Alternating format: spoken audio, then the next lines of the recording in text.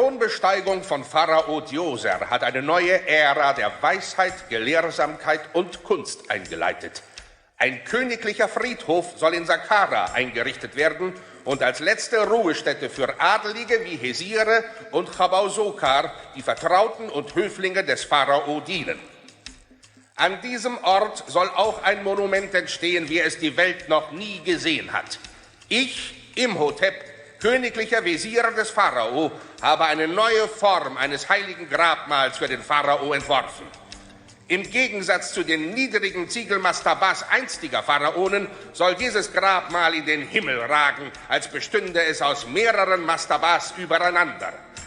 Des Weiteren soll diese Stufenpyramide vollständig aus Stein bestehen, damit ihr der Lauf der Zeiten nichts anhaben kann. Tief im Inneren der Pyramide soll ein Sarkophag aus reinem Granit den Körper des Pharao in seiner ewigen Ruhe schützen.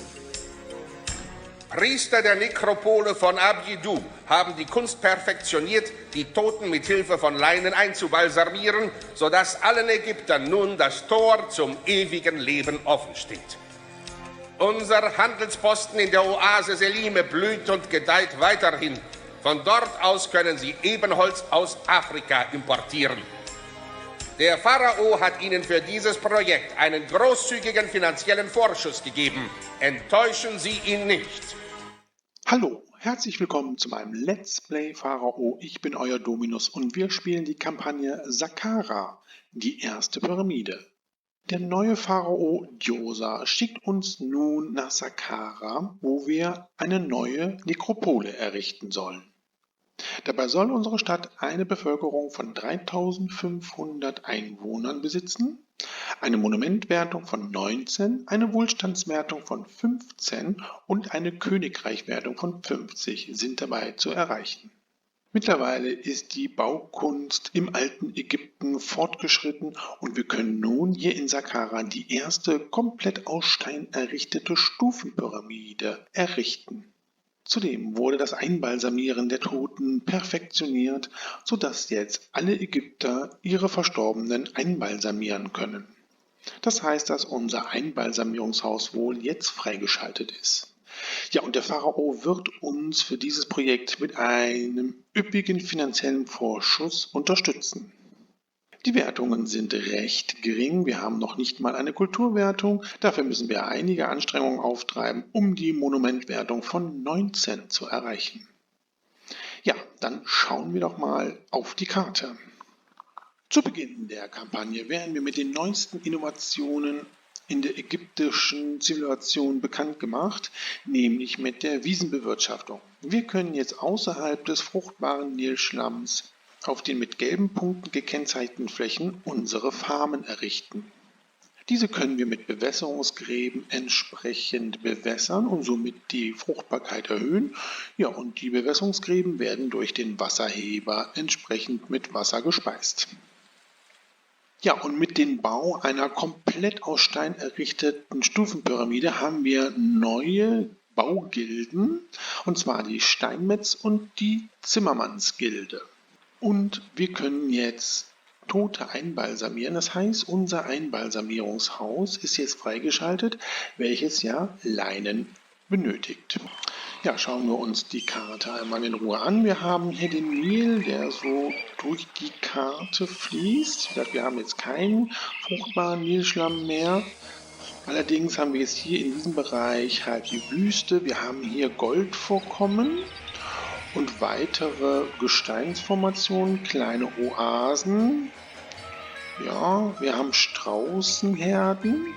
Hier unten im Süden haben wir auch nochmal Strauße und wir haben jetzt hier eine kleine Halbinsel, die sich durch diese zwei Nilarme entsprechend bildet. Ja, und hier dieser Bereich ist der fruchtbare Grund, wo wir unsere Farmen errichten können. Ja, schauen wir mal, was wir produzieren können. An Farmen haben wir nur Granatäpfel, die wir herstellen können. Ja, und hier ist jetzt der Wasserheber, der Bewässerungsgraben. Ja, und wir können entsprechend Wild produzieren. An Rohmaterial haben wir nur den einfachen Steinbruch und die Goldminen. Wir können allerdings Schmuck, Geschirr, Bier, Leinen, Papyrus und Ziegel herstellen. Ja, und unter den Baugilden haben wir jetzt die Zimmermanns- und die Steinmetzgilde. Wir haben 3 Gottheiten, die wir huldigen können. Re, Pat und Bast, wobei Pat unser Schutzgott ist. Ja, hier unter den Monumenten sehen wir nochmal, dass wir die mittlere Stufenpyramide errichten müssen. In dieser Kampagne müssen wir das erste Mal Grabbeigaben liefern, damit wir die Monumentwertung überhaupt erreichen. Das sind 1000 Einheiten Geschirr, 500 Einheiten Leinen, 1000 Einheiten Holz, 500 Einheiten Papyrus und 15 Blöcke Granit für den Sarkophag des Pharaos. Da wir an Rohstoffen nur Stein und Gold produzieren können, müssen wir für unsere Produkte die Rohstoffe komplett importieren. Schauen wir mal, mit wem wir Handel treiben können. Saqqara ist hier in der Nähe der Hauptstadt Mennefer. Mennefer verkauft uns jede Menge Geschirr und Papyrus in größeren Mengen, kauft bei uns jede Menge Gerste und Luxuswaren, Salat und Ziegel in größeren Mengen und Bier in geringen Mengen. Weiter südlich haben wir Abydos. Abydos verkauft uns jede Menge Leinen, Fisch, Gerste und einfachen Stein in größeren Mengen und geringere Mengen Bier. Kauft bei uns größere Mengen Papyrus und Granit sowie Wild, Ton, Ziegel, Holz, Kalkstein und Sandstein in kleineren Mengen. Noch weiter im Süden haben wir Perbit. Perbit verkauft uns jede Menge Granit, Fisch, Ton, Geschirr, Bier und Papyrus in größeren Mengen und kleinere Mengen Schilf. Kauft bei uns jede Menge Ziegel und Luxuswaren, Leinen, Edelsteine und Holz in größeren Mengen. Weiter den Nil nach Süden haben wir Abu. Abu verkauft uns jede Menge Stroh und Leinen, Getreide, Flachs, Edelsteine und Sandstein in größeren Mengen und kleinere Mengen Granit. Kauft bei uns Ton, Geschirr, Schilf und Papyrus in größeren Mengen. Ja, und ganz unten im Süden haben wir die Oase Selime. Selime verkauft jede Menge Luxuswaren und Holz in größeren Mengen, kauft bei uns jede Menge Kupfer, Ton, Geschirr, Bier und Papyrus in größeren Mengen und Leinen in kleinen. Und der letzte Handelspartner ist Kerma. Kerma verkauft uns jede Menge Luxuswaren, kauft bei uns auch jede Menge Luxuswaren und Leinen. Mit einer Wohlstandswertung von 15 müssen wir unsere Wohngebäude nicht so weit entwickeln lassen. Ich denke mal, wir brauchen überhaupt keine Schreibschule. Deshalb können wir Papyrus, Leinen und Schmuck komplett verkaufen. Bier und Geschirr brauchen wir ja für die Entwicklung der Wohngebiete, von daher werden wir nur Überschüsse entsprechend verkaufen. Ja, was ist nun der Plan? Da wir hier Docks errichten müssen, da wir einige Handelsrouten auf dem Seeweg haben und wir die Rohstoffe ja importieren müssen, werden wir hier ein Stadtgebiet errichten und später dann hier auch. Hier werden wir unsere Goldminen errichten, hier unsere Steinbrüche und hier in der Mitte werden wir unsere Stufenpyramide errichten. Hier werden unsere Farmen entsprechend produzieren und hier in den Bereichen, wo die Docks sind, werden wir unsere Produktionen etablieren. So viel zum Plan. Und ich würde sagen, wir beginnen nun mit dem Bau und der Entwicklung unserer Stadt Saqqara mit der ersten Stufenpyramide. Wir haben jetzt unsere 2 Wohngebiete hier um diese Oase platziert.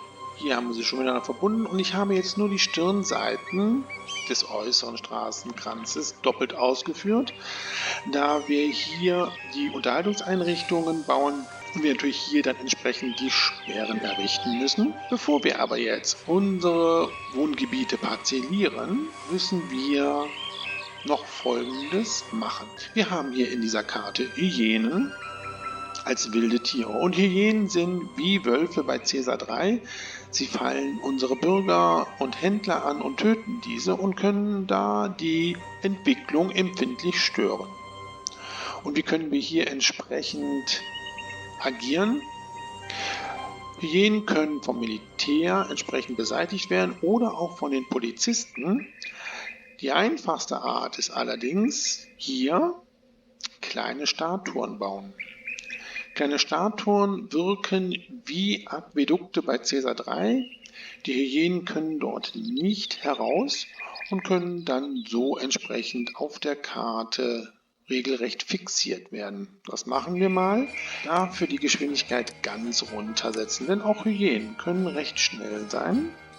So, und dann hier Verschönerungen, kleine Statuen und dann bauen wir mal hier wirklich so ein Kasten aus kleinen Statuen.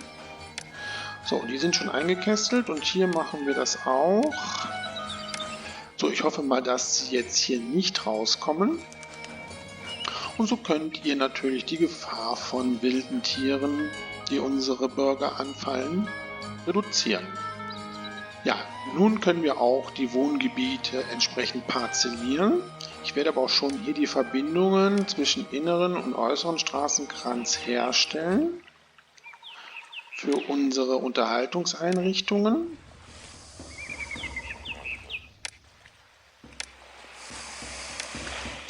So, hier unten kommen die Musikpavillons hin, die können wir schon errichten.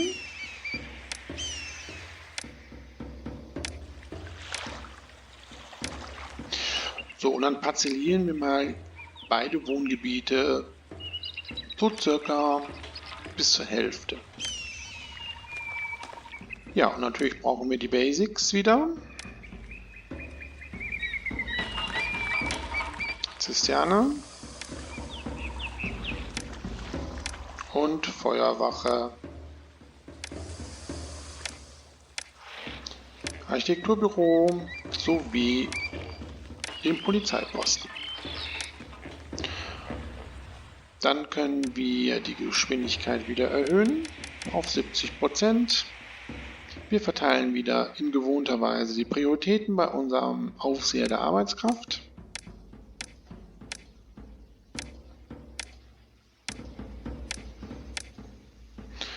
Wir zahlen wieder mehr Löhne und dafür die Steuer ganz runter. Ja, und dann warten wir jetzt, dass die ersten Siedler unsere Stadt erreichen. Ja, ein Großteil der Parzellen ist jetzt schon besiedelt. Und das Erste, was wir jetzt machen, ist dafür zu sorgen, dass unsere Stadtkasse regelmäßig mit Gold gefüllt wird. Wir werden jetzt erstmal die Goldminen errichten. Dafür brauchen wir natürlich den Dorfpalast, damit das Gold entsprechend eingelagert werden kann. Ja, und den Dorfpalast müssen wir natürlich hier mit einer Feuerwache und einem Architekturbüro schützen. Ja, unsere Goldminen können wir hier errichten. Ja, und ihr seht, dass der Weg natürlich hier bis zu unserem Dorfpalast schon recht lang ist. Wir werden mal jetzt hier die Straße hinbauen. Und wir errichten jetzt jede Menge Goldminen. Ja, 9 Goldminen haben wir jetzt hier. Allerdings ist der Weg, den die Arbeitsrekrutierer gehen müssen, recht lang. Wir müssen hier eine kleine Bergwerkssiedlung errichten. Diese können wir allerdings gar nicht weiterentwickeln, weil wir hier keine Möglichkeit haben, unsere Bürger mit Wasser zu versorgen. Allerdings können wir sie mit schönen Schreinen hier etwas aufhübschen. Ja, und natürlich brauchen wir jetzt ganz dringend hier die Feuerwache, Architekturbüro, das bauen wir hier auch nochmal. Ja, und 500 Einwohner haben wir schon in unserer Stadt. Ja, unsere Goldminen sind jetzt alle in Betrieb, das ist gut. Dann beginnen wir jetzt mit der Nahrungsmittelversorgung. Für die Nahrungsmittelversorgung parzelliere ich aber hier nochmal etwas die Wohngebiete. Und wir werden erst mit Wild anfangen, weil das relativ schnell zur Verfügung steht und wir genügend Straußenherden haben. Dann errichten wir mal hier jeweils einen Jagdhof mit einem Silo. Und auch hier müssen wir natürlich für den Schutz sorgen. Ja, und hier haben wir entsprechend das genauso aufgebaut. Ja, unsere Götter sind natürlich unzufrieden, so ohne Tempel. Das sollten wir jetzt auch ändern. Wir bauen den Tempel für Part, für Re. Ja, und Bast kriegt natürlich auch einen Tempel. Er kommt hier zu unserem Palast. So sollten unsere Gottheiten, glaube ich, auch zufrieden sein. Ja, wir werden hier mal eine Brücke bauen, damit unsere Jäger auch auf diese kleine Insel kommen können. Wo können wir denn hier eine Brücke mal errichten? Hier geht's. Gut. Dann können hier die Strauße auch bejagt werden. Ja, errichten wir doch jetzt hier schon den Bauplatz für unser Monument, die mittlere Stufenpyramide. Die möchte ich gerne hier hinbauen. Und dann errichte ich schon direkt 2 Arbeitslager und die Mitarbeiter des Arbeitslagers können dann mit dem Baugrund der Pyramide beginnen. Jetzt, wo wir das Baufeld der Pyramide festgelegt haben, schauen wir bei unserem Vorarbeiter der Baustelle vorbei, weil mich würde mal interessieren, wie viele Blöcke-Steine wir eigentlich brauchen zur Fertigstellung der Stufenpyramide. Wir brauchen 672 Blöcke, das sind 168 Ladungen. Also jede Menge Stein, die wir produzieren müssen. Ja, bevor wir mit der Produktion der ersten Exportgüter beginnen, werden wir jetzt hier die ersten Steinbrüche bauen. Die können wir hier direkt hinbauen. Ich denke mir mal, 5 Steinbrüche müssten eigentlich reichen. Das Warenlager dafür kommt direkt hier hin. Ja, das war mir klar, dass wir jetzt erstmal wieder Arbeitskräfte benötigen. Stellen wir das Warenlager eben noch ein. Für Stein. Ja, und ihr seht, hier das mit den Hyänen hat geklappt. Die hier sind irgendwie ausgebüxt. Ja, da laufen sie wieder hin. Mal gucken, ob ich die jetzt hier irgendwie eingekästelt kriege. Aha, die laufen da durch. Etwas schwierig mit den kleinen Biestern. Okay, ich habe es dann doch noch geschafft. Also so in der Ebene kann man das ganz gut machen. So wo hier Geländeerhebungen ist es ein bisschen schwierig, diese mit kleinen Statuen einzukästeln. Gut, aber wir haben es jetzt geschafft. Geschwindigkeit kann wieder hoch. Ja, und die ersten Steine werden schon zu unserem Lagerhaus gebracht. Das läuft jetzt hier eigentlich ganz gut. Was wir jetzt noch machen werden, ist hier eine Arztpraxis bauen. Und dann bauen wir hier in den anderen Wohngebieten auch eine Arztpraxis, damit wir hier schon mal die Gesundheitsversorgung sichergestellt haben. Ja, und hier das Silo, schon gut gefüllt mit Wild. Da können wir doch jetzt den Bazar errichten. Den werde ich hier hinbauen. So. Unser Produktions- und Handelsposten wird ja hier sein. Und ich werde jetzt mal schauen. Ich möchte als erstes natürlich Geschirr herstellen, weil das brauchen wir als erstes, was ich auch dann erstmal verkaufen werde. Perbit ist der Handelspartner, der uns Ton verkauft und auch Schilf für das Papyrus. Dann eröffnen wir jetzt diese Handelsroute und es ist eine Seeroute, okay. Da brauchen wir natürlich ein Dock. Ja, genau. Das Dock werde ich hier errichten. So, und dann bauen wir die Verbindung so und auch wieder hier sichern. Wir beginnen mal jetzt hier mit den 2 Warenlagern. So, dieses hier ist für Ton.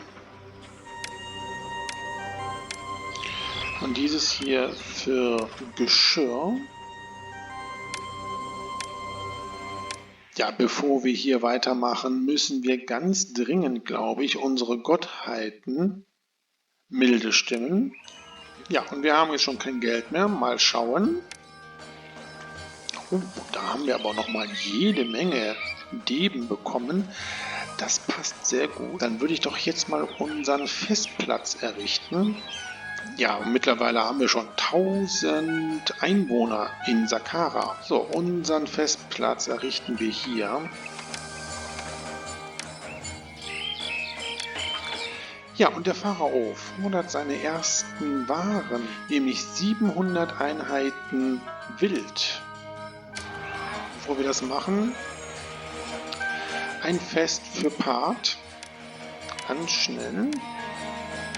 Und dann errichten wir noch ein Warenlager. Beziehungsweise dieses Warenlager kann jetzt hier erstmal Wild annehmen.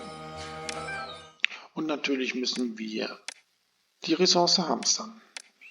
Gut. Ja, aber wir waren ja bei Geschirr stehen geblieben. Wir werden jetzt mal Ton importieren. 600 Einheiten. Ja. Und ich möchte gerne Geschirr verkaufen für den Anfang. Und hier haben wir Abu. Abu kauft bei uns Geschirr und verkauft Flachs. Den Rohstoff brauchen wir ja für Leinen. Dann eröffnen wir auch die Handelsroute nach Abu. Die ist eine Landroute. Okay. Dann können wir jetzt Geschirr auch verkaufen. Solange wir noch kein Geschirr brauchen, können wir es auch komplett verkaufen. Sehr gut. Ja, und dann errichten wir mal 3 Töpfereien. Das sollte eigentlich reichen. Ja, und ich errichte jetzt hier auch schon ein Bazar. Wir brauchen dann doch jetzt Mitarbeiter. Ja, und wir sehen, wie der Baugrund hier schon vorbereitet wird. Jetzt werden die Rinnen in das Gestein eingeschnitten, wo später das Wasser eingelassen wird, um den Baugrund zu nivellieren. Ja, und wir haben unser erstes üppiges Fest. Ich hoffe, Part ist dadurch jetzt milde gestimmt. Ja, leider haben wir das mit dem Wild nicht in der entsprechenden Zeit hinbekommen. Wir haben jetzt nochmal 24 Monate. Nun ja, ich denke mir mal, es wird nicht ganz so schlimm werden. Ja, das Lagerhaus war vielleicht nicht unbedingt das günstigste. Es ist doch recht weit weg. Naja gut, jetzt ist es auch egal. Wir kriegen das jetzt schon hin. Ja, aber wir haben das erste Geschirr jetzt auch schon im Lager. Das kann jetzt verkauft werden. So, da kommt die letzte Einheit von Wild, was wir für die Forderung brauchen. Dann haben wir, glaube ich, unsere 700 Einheiten.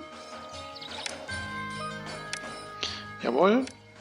Und das verschicken wir. Und dann können wir das Wild auch wieder nutzen. Ja, und hier aus dem Lagerhaus nehmen wir es natürlich auch komplett raus. Beziehungsweise wir stellen es auf Leeren, wenn noch jetzt trotzdem was eingelagert werden sollte. Ja, und da ist auch unser Händler. Ich werde ein Held sein, wenn ich diese Waren zurück nach Hause bringe. Aus Abu, der jetzt das erste Mal unser Geschirr kauft. Gut, das gefällt mir. Wir werden jetzt direkt mit dem nächsten Produkt beginnen, nämlich mit Bier. Auch hier müssen wir jetzt erstmal gucken, wer uns den Rohstoff verkauft. Ja, das ist Abydos. Dann eröffnen wir direkt diese Handelsroute. Es ist auch wieder eine Seeroute. Ich errichte direkt hier ein neues Dock. So, und hier ist jetzt das Warenlager für die Gerste.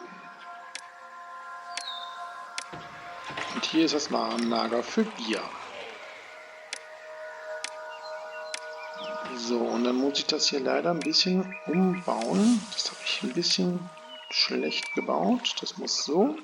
Und dann können wir dann nochmal die Töpferei bauen.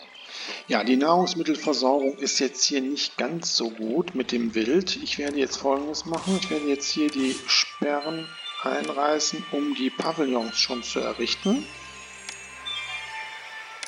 Und dann werden wir hier schon die gesamten Parzellen ausweisen. Ja, ich werde nämlich jetzt schon direkt unsere Farmen für die Granatäpfel errichten, damit wir hier eine bessere Nahrungsmittelversorgung haben. Ja, die Königreichswertung steigt trotz, dass wir das erste Zeitlimit verstrichen haben. Okay, das ist ja nett. Ja, bevor wir jetzt mit der weiteren Entwicklung und den weiteren Produktionen von Exportgütern beginnen, werde ich jetzt hier unsere Granatapfelplantagen mal errichten. Wir müssen natürlich gucken, wie die entsprechende Fruchtbarkeit ist hier. Wenn ich jetzt hier das baue, schauen wir mal. 87%. Das ist aber eigentlich in Ordnung. 81% und hier haben wir 31. Das ist ein bisschen wenig. Auf die können wir verzichten hier. Bauen wir jetzt erstmal den Wasserheber. Der passt hier hin. Sehr gut. So, und dann müssen wir hier die Straße bauen. So. Und den Bewässerungsgraben. Ja, und der Weg ist ja auch wieder sehr weit. Machen wir mal hier eine kleine Siedlung errichten. So, die kann allerdings jetzt mit Wasser versorgt werden. Da können jetzt die Brunnen hier hin. Oh, wir kriegen ein Geschenk. Das ist aber nett. 1100 Einheiten Granatäpfel. Ja, die nehmen wir natürlich gerne an. Vielen Dank. Ja, unser Wasserheber ist schon in Funktion. So, dann wollen wir natürlich auch jetzt hier die Farmen anschließen. Jetzt bin ich doch mal gespannt, wenn wir die jetzt bewässern, wie viel Prozent sie jetzt hat. 71. Na ja, gut, das geht aber. Und die haben jetzt 99. Ja, das ist sehr gut. Ja, wir errichten direkt noch ein paar Farmen hier. So, und die brauchen natürlich auch Zugang. Ja, ein neues Fest für Bast.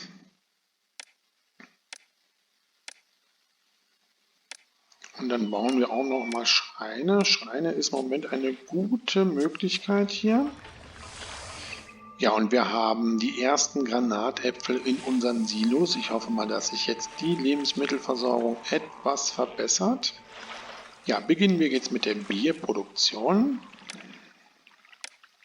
Dafür werden wir jetzt Gerste importieren, auch wieder 600 Einheiten. Und dann bauen wir mal direkt 3 Brauereien. Ja, und wir schauen natürlich wieder mal auf die Spezialkarten. Risiken Feuer. Ja, das sieht aber soweit ganz gut aus. Tier. Ja. Sehr gut. Ja, und Schäden. Ja, da könnte was sein. Gucken wir gleich mal. Oh, das sieht aber alles gut aus hier.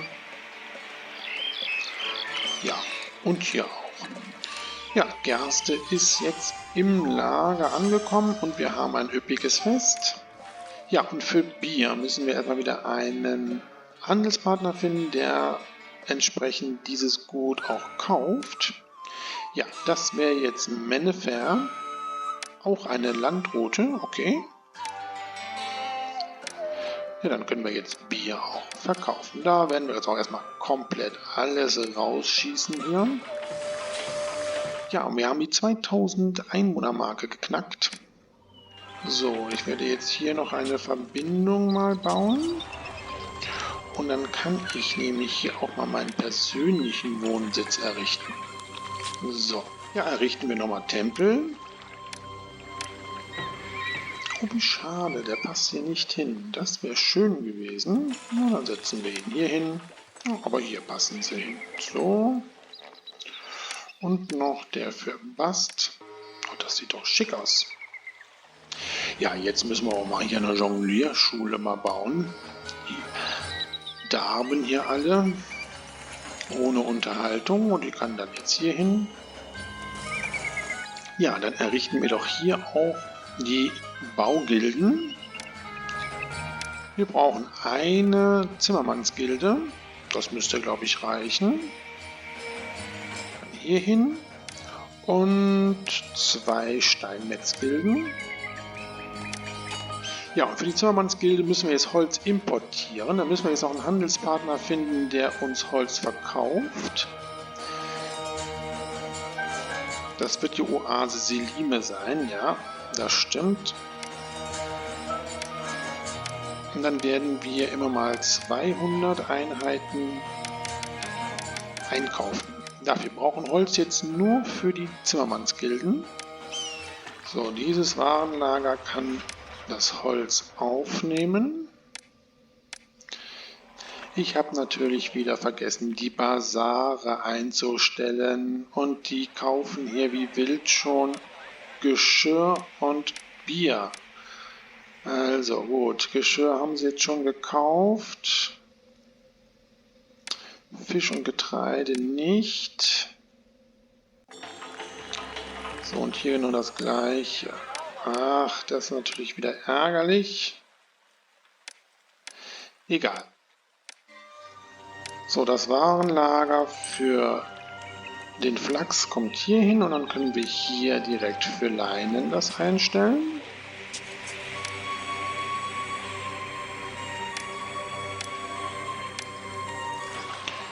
Und dieses Warenlager Leinen. So. Ja, ich glaube, wir könnten noch einmal Brauerei und einmal Töpferei bauen hier. Und dann werde ich mir hier das dritte Dock errichten. So. Ja, Bast ist zufrieden mit uns und wir erhalten eine kleine Segnung. Sie richtet ein Fest aus für alle Götter.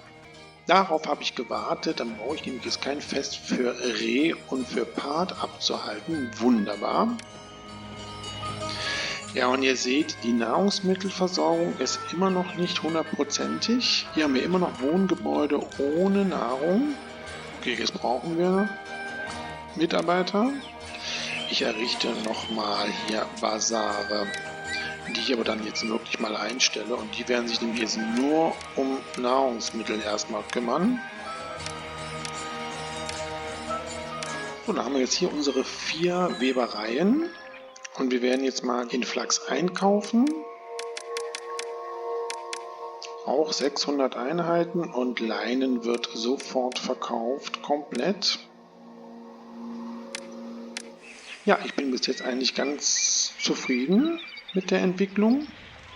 Wir verschönern mal unsere Wohngebiete hier ein bisschen. So. Geschirr werden wir jetzt mal ein Limit von 200 Einheiten einstellen. Ja, der Pharao fordert wieder Waren bzw. Geld. 501 Deben in 2 Monaten. Da muss ich jetzt auch mal drauf achten, wie schnell diese Forderungen erfüllt werden müssen. Aber die haben wir. Bitteschön. Ja, und die Silos werde ich jetzt mal einstellen. Dieses Silo kann jetzt durchaus Granatäpfel fordern, und zwar so ungefähr die Hälfte. Ja, und ihr seht, wie lange das dauert, bis der Baugrund unserer Pyramide fertiggestellt ist. Ja, errichten wir noch ein paar weitere Granatäpfelfarmen. Okay, wo haben wir eine Krankheit? Ja, und eine Goldmine ist eingestürzt. Okay. Und Re verbessert unsere Königreichwertung. Meine Güte. So, aha, da ist eine Krankheit. Okay, naja. Wenn das nur dieses eine Gebäude ist, hält sich das ja in Grenzen. Ja, da ist unsere Goldmine eingestürzt. Das können wir schnell wieder reparieren. Ja, und jetzt werden die Rinnen verfüllt von unserem Baugrund.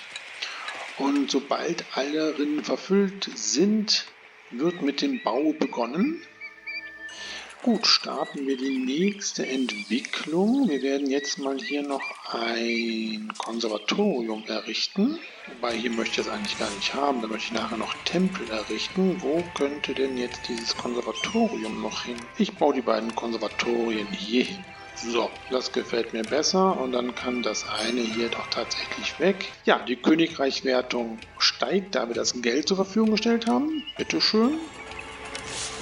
So, ich wollte aber hier noch ein paar Granatapfelfarmen errichten. Ich glaube, so. Und natürlich den Bewässerungsgraben. Den dürfen wir nicht vergessen. Ja, das ist gut. Ja, und ich denke mal, finanziell sind wir jetzt auch gut aufgestellt. Beginnen wir mit der Papyrus-Produktion. Ja, und Part segnet uns, indem jetzt Werften, Webereien und Juweliere einen vollen Vorrat von Rohmaterial haben. Sehr schön. Für die Papyrus-Produktion brauchen wir ja auch 2 Lagerhäuser. Ein Lagerhaus für den Rohstoff Schilf. Das können wir direkt einstellen.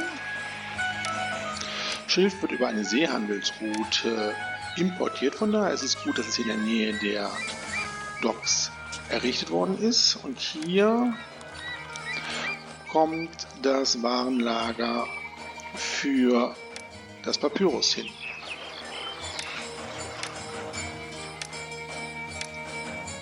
Ja, und bevor wir jetzt die Papyruswerkstätten positionieren, möchte ich hier diesen Bereich noch mit Farmen auffüllen, weil hier der Bereich relativ fruchtbar ist. Den möchte ich jetzt nicht mit Produktionsstätten verschwenden. Bauen wir hier noch eine Reihe Farmen. Ja, unsere Farmen sind jetzt alle angeschlossen und auch bewässert. Und jetzt hier in diesen kleinen Zwischenräumen können wir die Papyruswerkstätten bauen.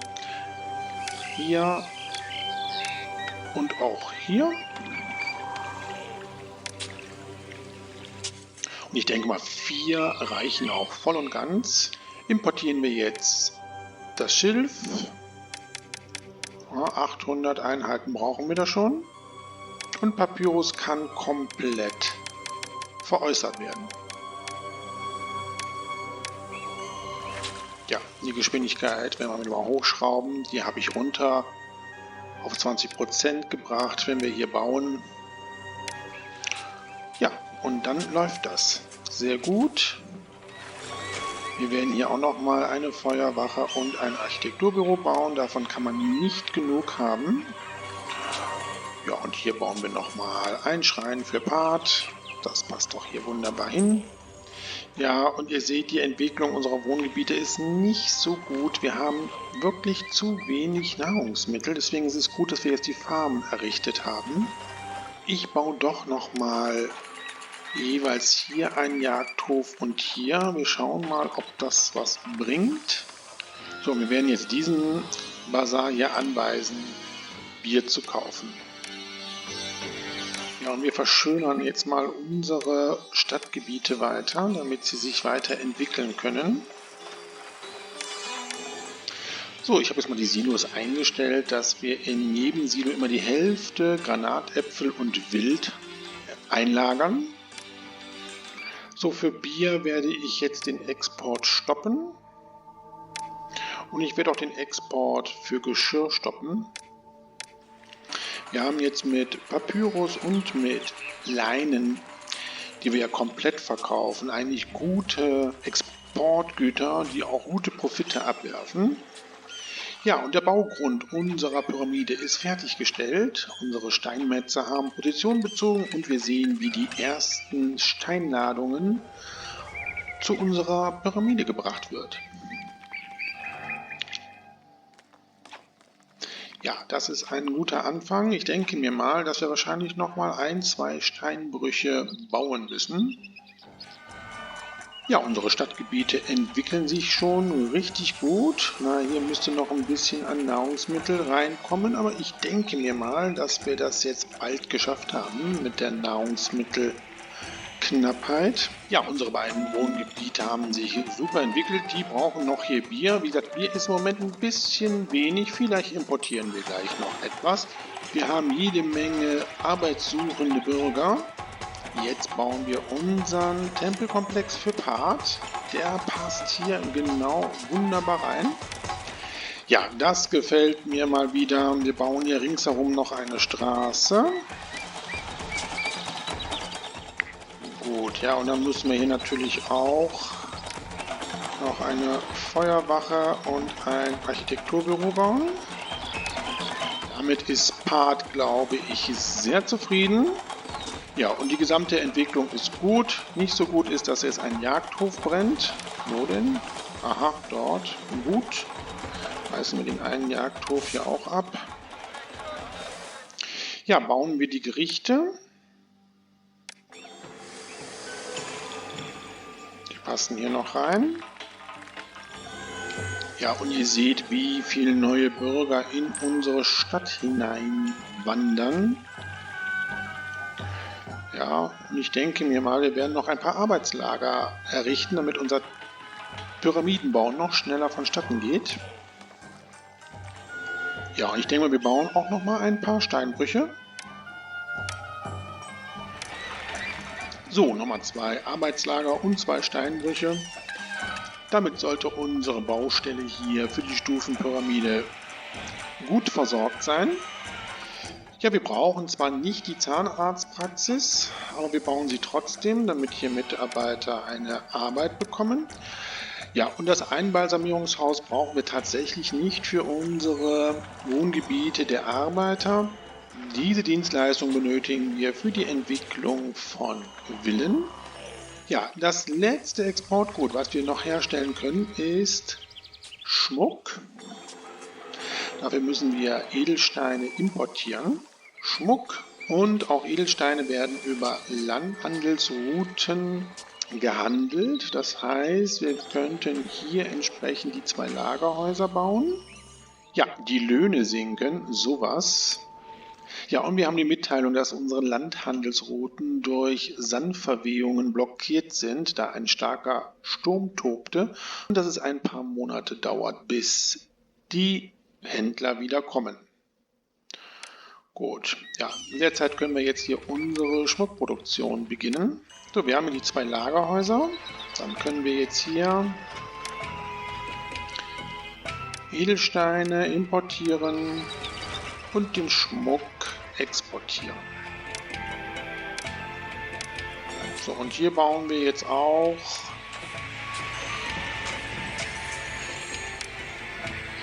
vier Juweliere. Ja, wir importieren die Edelsteine, ich würde mal sagen 600 Einheiten müssten reichen. Und wir verkaufen komplett unseren Schmuck. Ja, und ich werde jetzt tatsächlich Bier mal importieren. Wir haben einfach zu wenig.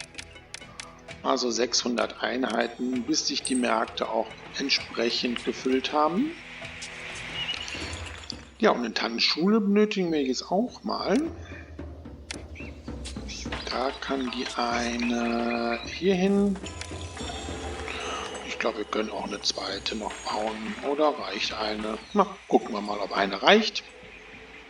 Ja, schauen wir nochmal auf die Grabbeigaben, die wir liefern müssen. Ich mache das ja immer so, dass ich nach und nach die Waren verschicke. Ich könnte jetzt zum Beispiel hier Geschirr, da würde ich jetzt mal 500 Einheiten schon mal losschicken. Das kann man hier entsprechend einstellen und dann hier auf Ausliefern klicken. Ja, und jetzt kann ich sehen, dass ich nur noch 500 Einheiten Geschirr zu liefern habe. Leinen, da schicken wir einfach mal das, was wir haben. Bei Holz auch, da kann man übrigens hier auch alles anklicken. Dann wird wirklich alles, was im Lagerhaus ist, ausgeliefert. Ja, und Papyrus machen wir auch mal alles. Und nun werde ich jetzt nach und nach die Waren als Grabbeigabe wegschicken. Ganz zum Schluss werde ich dann die Granitblöcke importieren. Ja, ich finde, unsere Stadt Saqqara sieht super aus. Ja, jetzt werden Arbeitskräfte benötigt. Ich hoffe mal, dass jetzt noch einige Bürger einwandern.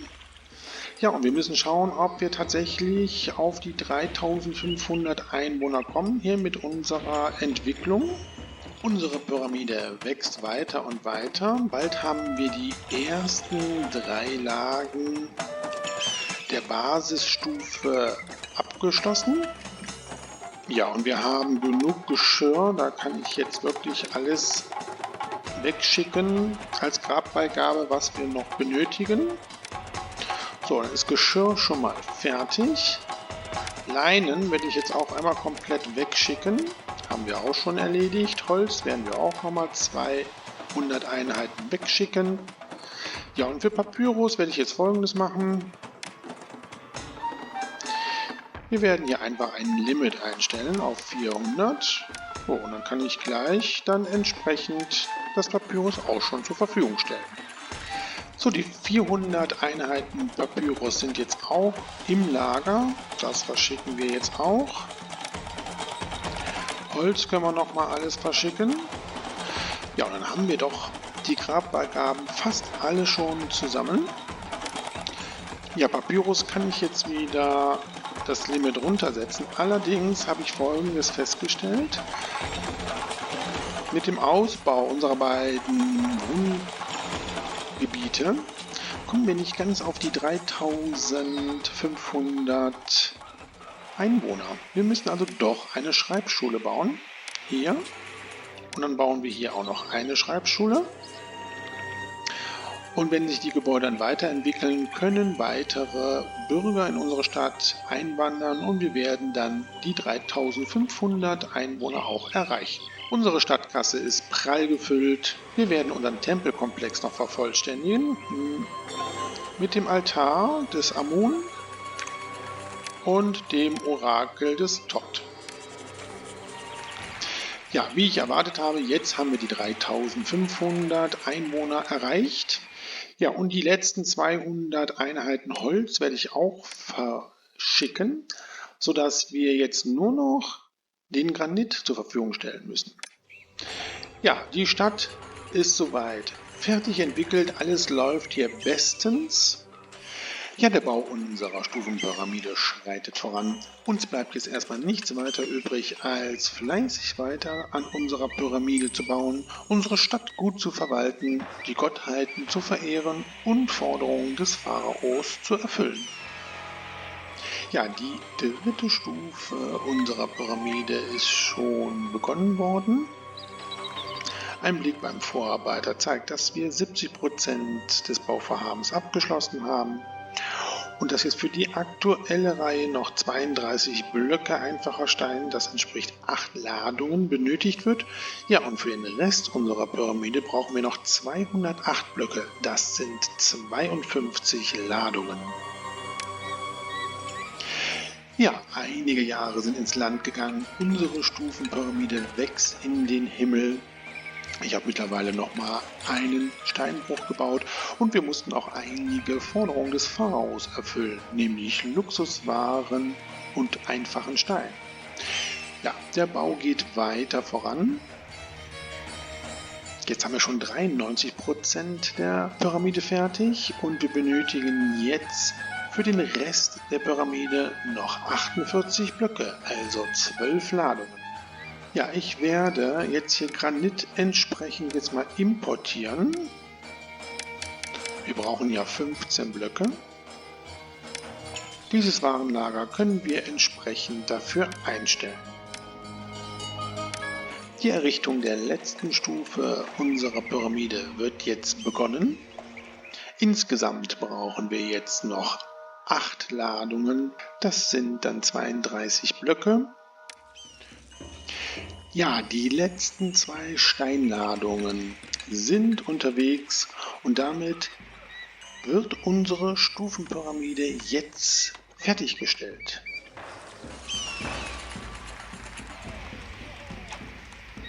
Ja, was für ein Anblick. Wir haben es geschafft. Die Stufenpyramide ist nun fertiggestellt. Und bevor wir jetzt die 15 Blöcke Granit als Grabbeigabe zur Verfügung stellen, gucken wir uns Saqqara nochmal kurz an. Hier unsere 2 Wohngebiete mit Tempel und allen entsprechenden Dienstleistungen.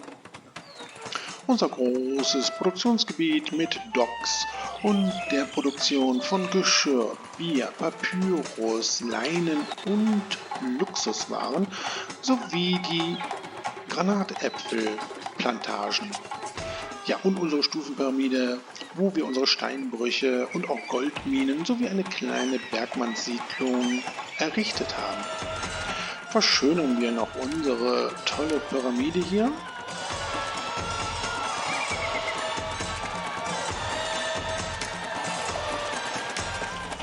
Ja, nochmal ein kurzer Blick auf die Wertungen. Die haben wir alle Übermaß erreicht. Wie gesagt, wir haben noch ein paar Forderungen des Pharaos erfüllt. Somit haben wir eine Königreichwertung von 100. Ja, und wir haben zwar eine Monumentwertung von 19, aber wir müssen ja noch den Granit entsprechend zur Verfügung stellen. Das werden wir machen. Und mit dem Ausliefern des Granits beenden wir jetzt diese Kampagne. Ja, unser erstes Monument haben wir errichtet. Wir waren erfolgreich und wir schauen mal, wie es weitergeht. Ihre Leistung ist einfach unvergleichlich.